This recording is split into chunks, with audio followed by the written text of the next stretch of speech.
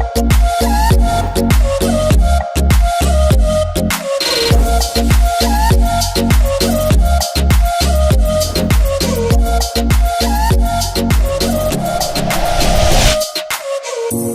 everybody, my name is Jeremiah Mchechu, the estate manager at Magoroto Forest Estate. We want to share a few things with you on what we have been doing on 3 key items.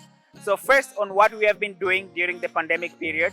We have been closed for maybe about 2 months or so. So we want to share with you what we have been doing during the last 2 months.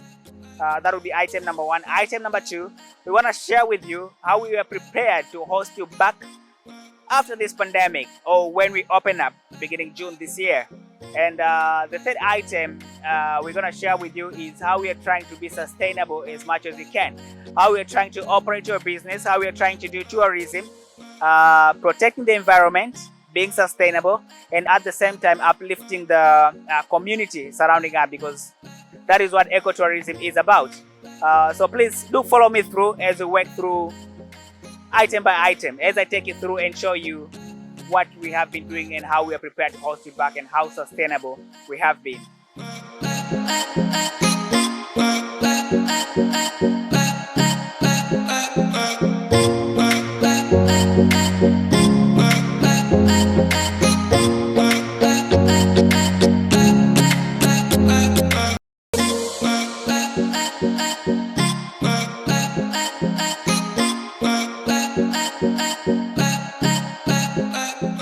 Alright, so on item number 1, what have we been doing during the last couple of weeks that we have not been getting guests up here? So, one, we have been trying to make Magoroto as attractive as it could be, trying to add up a few more spots that are attractive, that when guests come here can enjoy more in terms of activities that we'll be doing up here. So where I'm sitting right now, this is the waterfall. Well, we have the bigger waterfall. This is a forest pool and a miniature waterfall, as we call it. But this is one of the things that we have added up, that we have worked up on during this time. But at the same time, we have been working on improving our existing attraction points. So we have worked on the trails, we have worked on the viewpoints, trying to make them better, clean them up. It's been a rainy season, so vegetation around here grows so fast. So it's been a work and a half to try to keep these things as clean and, you know, as practical as possible for when guests come up here.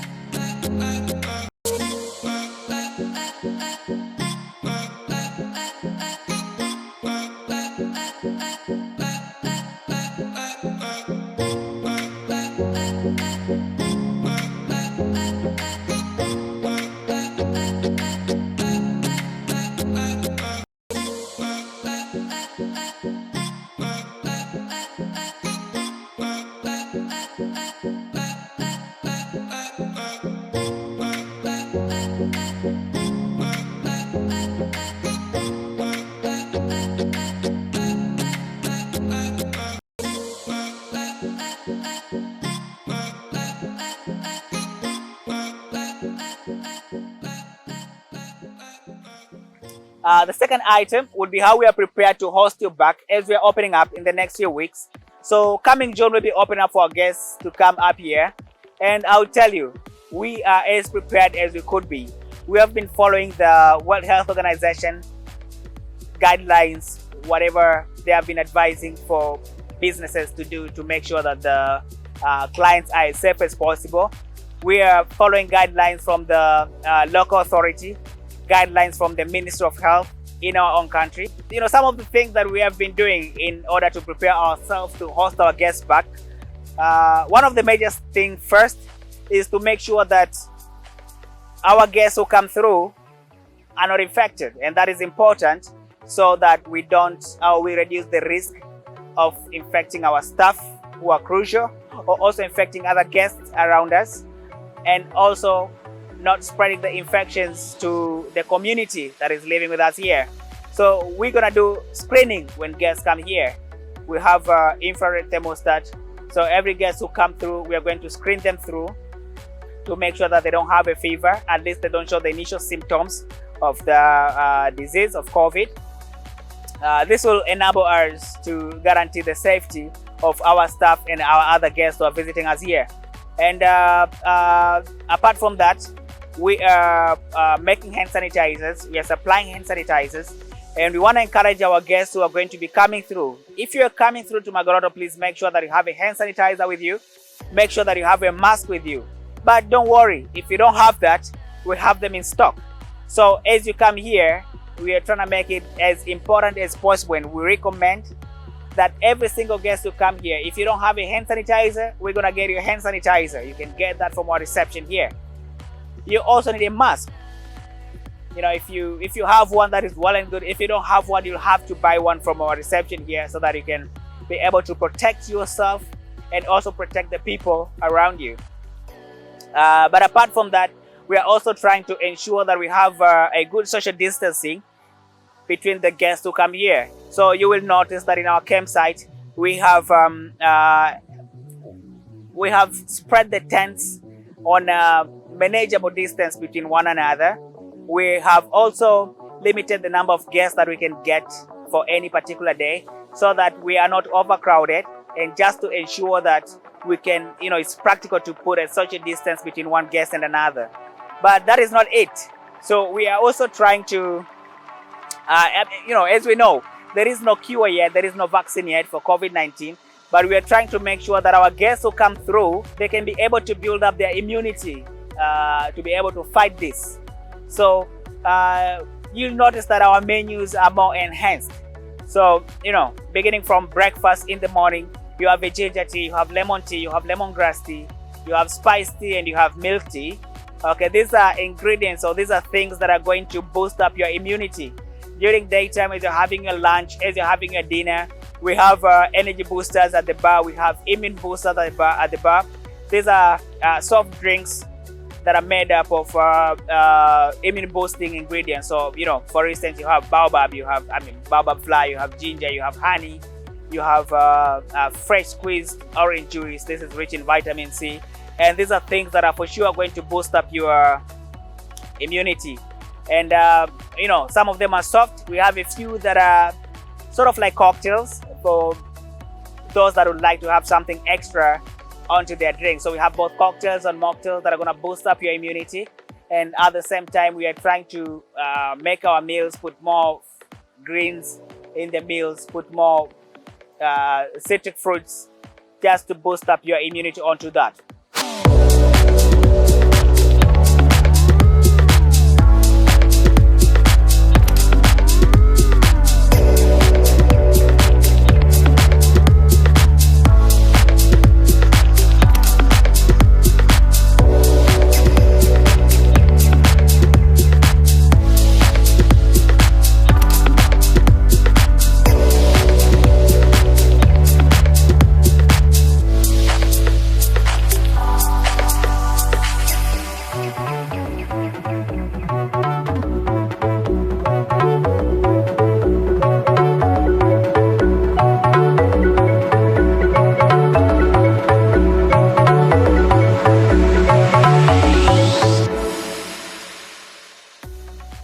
Alright, so in terms of sustainability, we are trying to be as sustainable as we can in different areas. So one of the key areas is on environmental sustainability, but also we are trying to be sustainable by trying to grow our own produce. So for the raw materials or for the inputs that we use for our meals, for our drinks, we try as much as we can to grow these things ourselves within the forest. Some of these things to mention would be the fruits that we use. So things like lemons, pawpaws, avocado, jackfruit. These are some of the fruits that we grow here, and we use them for our juices, we use them for our salads as well. We have on the horticulture projects where we grow the groceries that we use for our main dishes, you know, for the lunch and for the dinner, for instance. You'd have spinach, you'd have mchicha, cabbage, tomatoes, onions. And we try as much as we can to grow these ones here organically within our own garden, so as to add up onto the sustainability. On top of that would be the dairy projects, where we are trying to grow the, you know, where we rear the cattle so as we can produce the milk that we actually use for our breakfast and for our evening teas for our guests. Goat, where we get the goat milk and goat cheese as well. And even more important, I think on a bigger scale, is where we are doing the spice projects. We have 4 key spices that we grow here. So one would be the cardamom that I'm holding here. Vanilla, we grow it here. Black pepper, as well as cloves. Now, these are high value crops, and these are crops that also grow quite sustainable with the environment. Cardamom, for instance, needs shade to grow. It grows better in a high altitude. It grows better when it has at least 60% shade. So it's very sustainable given the environment that we have here. So we don't really have to cut the trees to be able to farm these things. The same thing applies for vanilla, which also needs a good amount of shade. It also grows organically, and these are the things that we take advantage to be able to be more sustainable, especially when it comes to being organic and growing organic produce.